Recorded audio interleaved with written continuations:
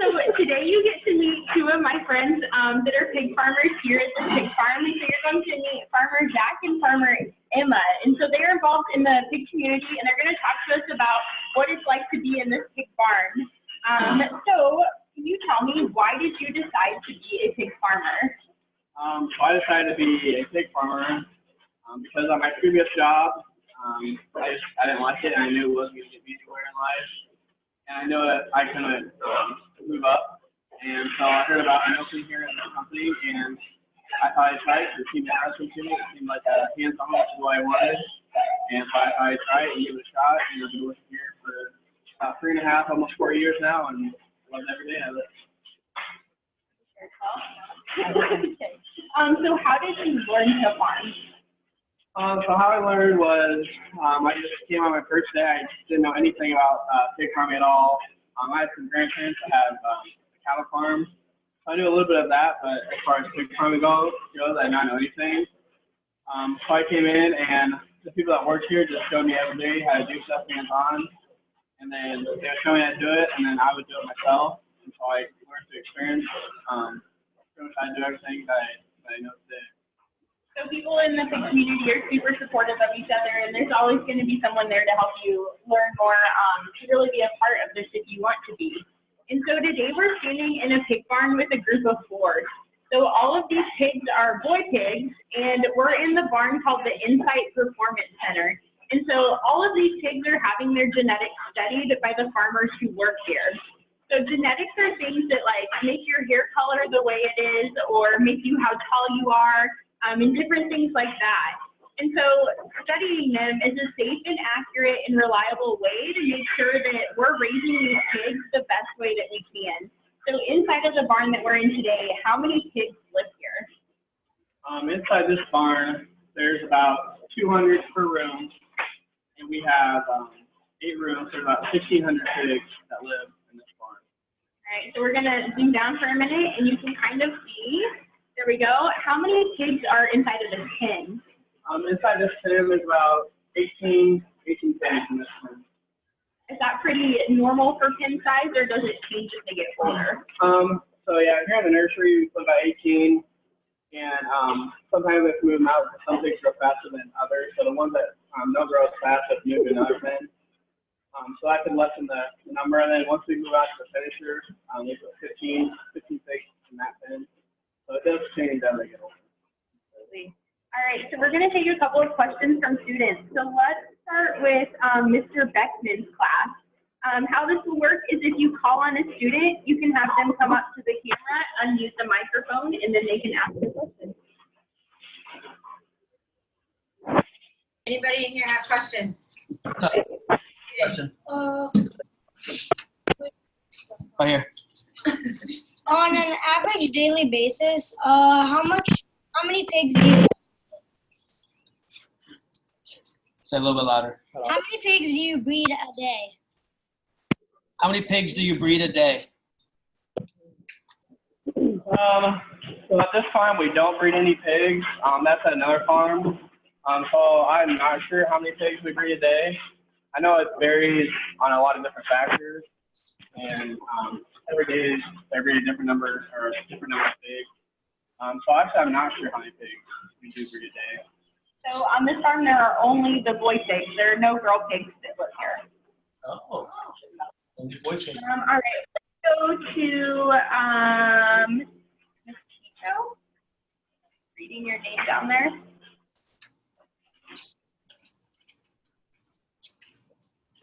What question do you guys have?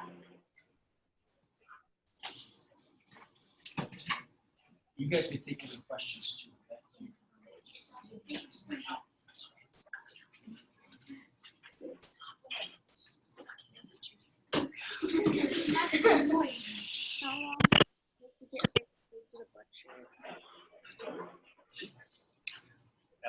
Can you speak up just a little bit louder? How long does it take to get a baby pig to the butcher?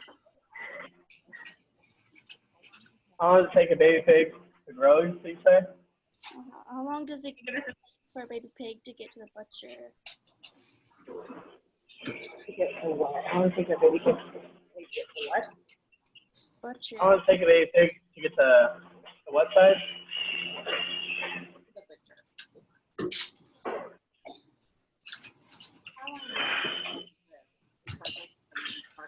How long does a baby pig live before it goes to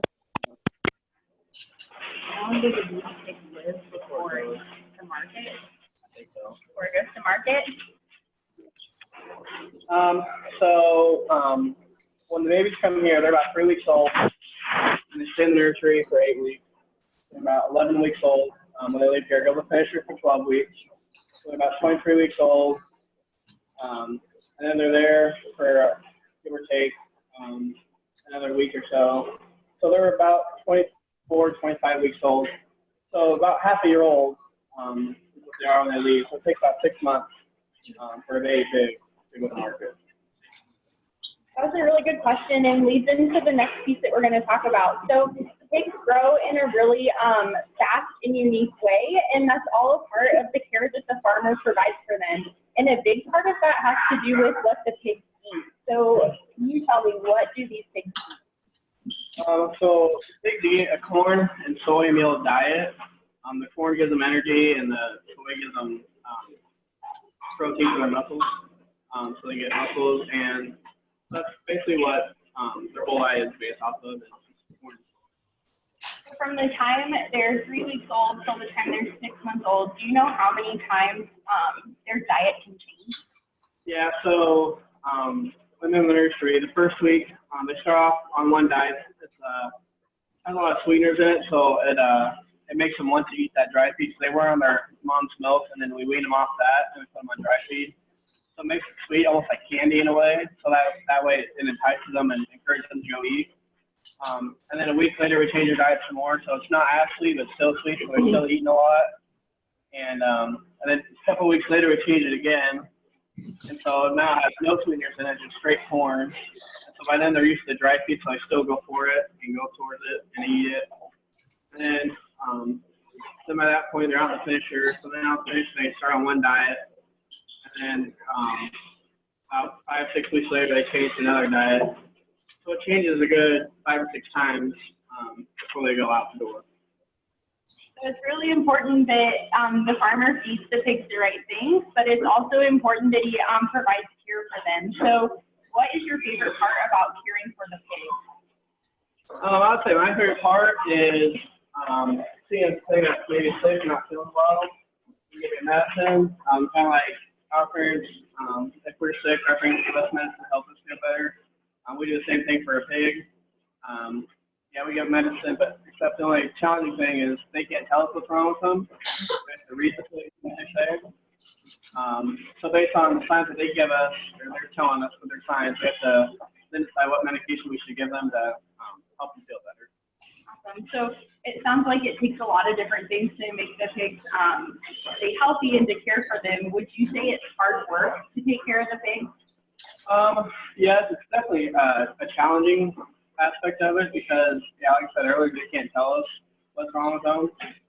So we have to basically read the pig and see what they're saying. So if a group pig is huddled up, that means they're cold. That means we need to adjust the temperature in the room.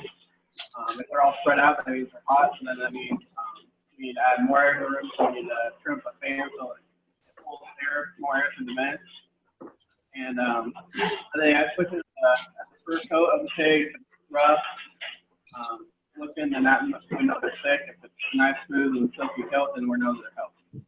That's awesome. So it's interesting to hear you talk about like the temperatures inside of the barn. So if you guys can't tell, we're inside a building, and so the pigs live inside of a barn. Can the pigs ever get too hot in here? Yes. They can, and like I said earlier, that's when they spread out and they're trying to find a cool place where they can lay, where it's cool. And so on the ceilings we have vents that when the outside air comes in, and we have fans that pull that air throughout the room. So if we have that air or that fan that's too high, it's going to pull too much air and it's going to cool them. And if we have it too low, then Pigs can't sweat, and so it's important that the farmer makes sure that he's taking care of them and making sure they're not getting too high. Let's go ahead and take a few questions. Let's go back to Mr. Beckman's class. What questions do you have? Speak loud. Okay. What's the average temperature you keep the barn at? What temperature did you say? Yeah. So temperature varies. When the pigs first get here, we start them out at 90 degrees, and it stays at that temperature for a couple days, and then we slowly bring it down 0.6 degrees every day until we get to 67 degrees. So by the time they leave the nursery, it's 67 degrees in here, and then at the finisher, it starts out about 70 and then goes down to 60 by the time they leave there. That's a great question. Thank you guys for asking that. Let's take one more question from Mr. Beckman's classroom. Riley, go first. How many staff work at the barn? We have 7 full-time people working here, including myself. And then we have some people that work for the company that come here once or twice a week, whether it's to select animals to go on to like gene centers, or it's people that are in charge of the barn just come here just to a walkthrough, just to make sure everything is okay and make sure everything's good. So yeah, we have 7 full-time people, and then other people that just come through about once or twice a week every week. That was a really great question. Thank you guys for sharing. All right, let's go to Ms. Tito. I'm saying that right?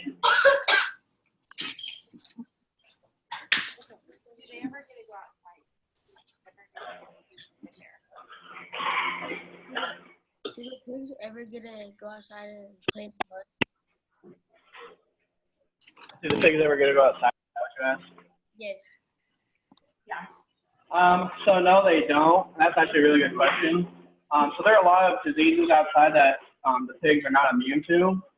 So if they get with any of those diseases, they can die. And so to ensure that we don't bring any diseases into the barns, anybody that comes in the barn, any person that comes in the barn, they have to take a complete shower. That means wash your hair, wash your face, wash your body, everything. And then we have clothes inside the barn that we wear. So then we change into those clothes and we wear those. That's what we wear all throughout the barn. So like these clothes stay here that I'm wearing. They'll stay here inside the barn. And so that's how we ensure that no diseases are brought inside the barn. And so therefore, no pigs are allowed to go outside. And so what he's talking about is what farmers call biosecurity. And so if you've got time after our video lesson, definitely look into biosecurity and why it's super important for pig farmers to practice. But like you said, a big part of it is, protecting those pigs from diseases from the outside. Good question. Let's take one more question from Ms. Ticho.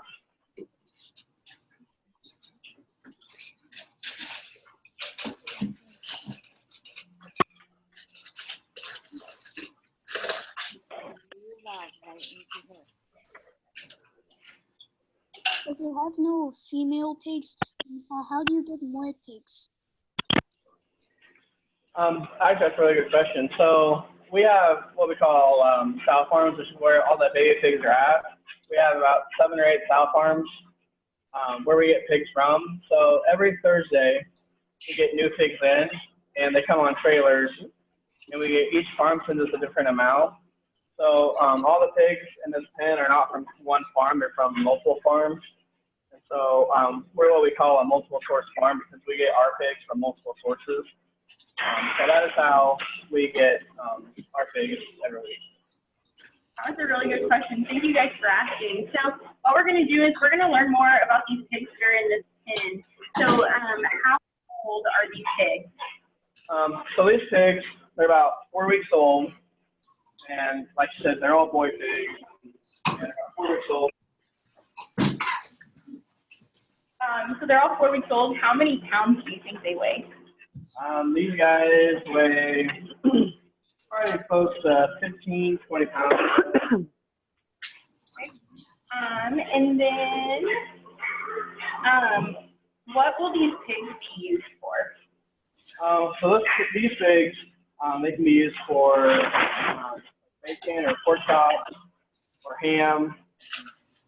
Their leather or their hide coat is used to sometimes make other stuff, such as like sports balls or anything. That I could use for multiple things. Definitely. So a really big part of this barn is if you guys look around, it's really clean inside of this barn. So how do you guys clean the barn?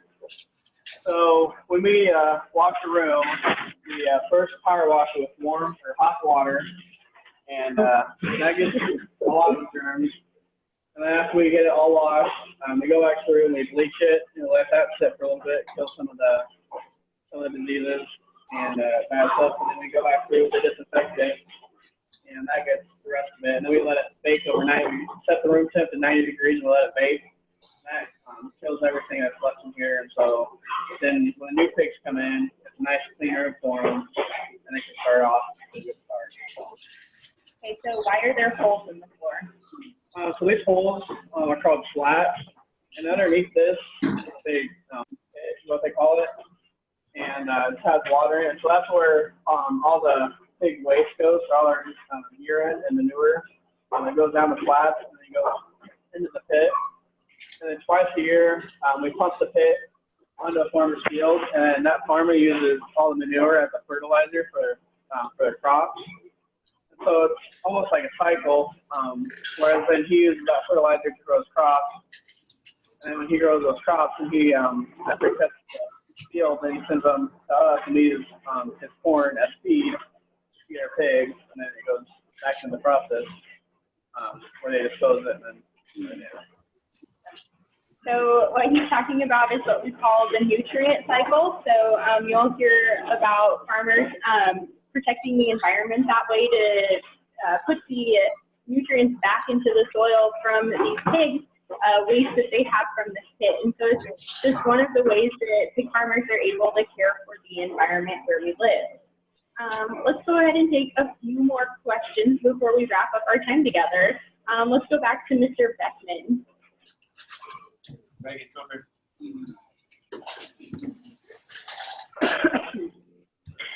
Talk to the computer. How much do you normally spend on food? So I'm not sure how much the feed costs, because we have a whole semi truck because we have multiple bins. Each room has their own bins. We just have to fill about 3 or 4 bins at a time. So I'm not sure how much it costs to order feed for our place. I know it's quite a bit of money.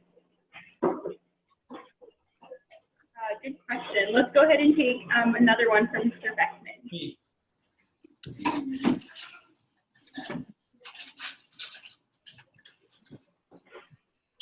What breeds do you all have? So here at this farm, we have 3 breeds. We have the Durocs, which are in this tin. They're kind of that red-brown color. And then we also have the Yorkshires and the Landrays. Both those pigs are white. You can take it down to the typical thing that you see on TV. So that's the Landrays that she's holding right now. Floppy ears. And then the York, well, it's pretty much the same, except their ears kind of stand up more. Yeah, that's what she's holding right now.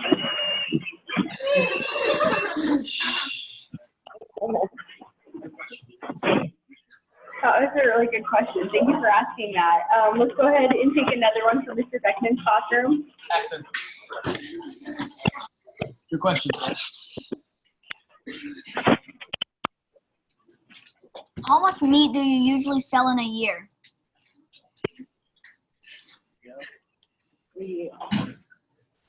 Come back here, bud. Say it one more time. How much meat do you guys usually sell in a year? So, in a given year, we sell enough meat to feed about 9 million people. So I don't know what that equates to as like poundage of meat, but it's enough to feed 9 million people. So quite a bit. So just for you guys kind of for perspective, the population of people in the world is 7 billion people right now. So they grow enough meat to feed more people than that all year, which is really cool. All right, let's take a question from Ms. Chicho.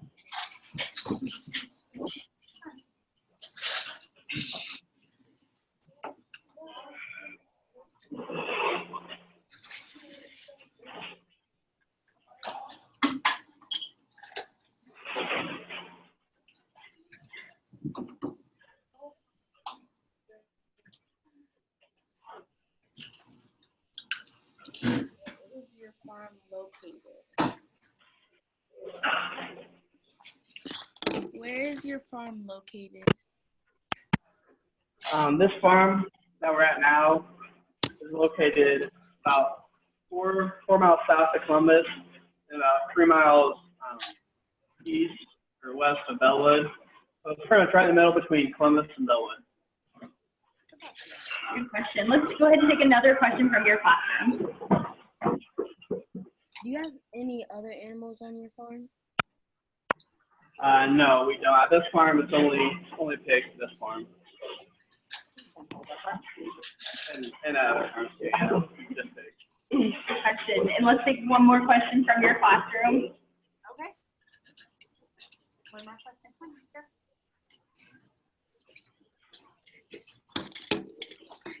When did you start your business? You want to repeat that, please? When did you start your business? Like, when did you start your business? How'd you get into this business? Like the company or? Yeah. Let's see. We celebrate our 25th year this year, so 94. So we started in 94. Then DNA Genetics And was purchased in 2003. yeah, they've grown ever since. And then 2003, DNA Genetics was bought. And right now we have over 900 employees working for both companies together. One of the pig farms that they have multiple pig farms across Nebraska, and we're just in one of their barns today. That was a really good question. All right, let's see. Let's take final questions from both classrooms. Let's go back to Mr. Beckman's classroom for one final question.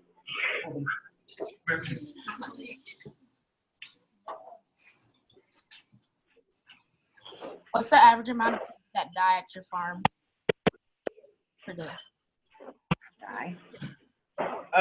Mortality. Let's see. Every week varies because pigs can be okay one day and the next day like look horrible and just be really sick and not be able to make it. At this farm, I'd probably say an average of probably 10 a week, and then that's both nursery and finisher combined. So we have probably over 5,000 animals or pigs here, and to have 10 die a week is pretty good. So yeah, probably about 10 a week. All right, and then one final question from Ms. Chicho in her classroom.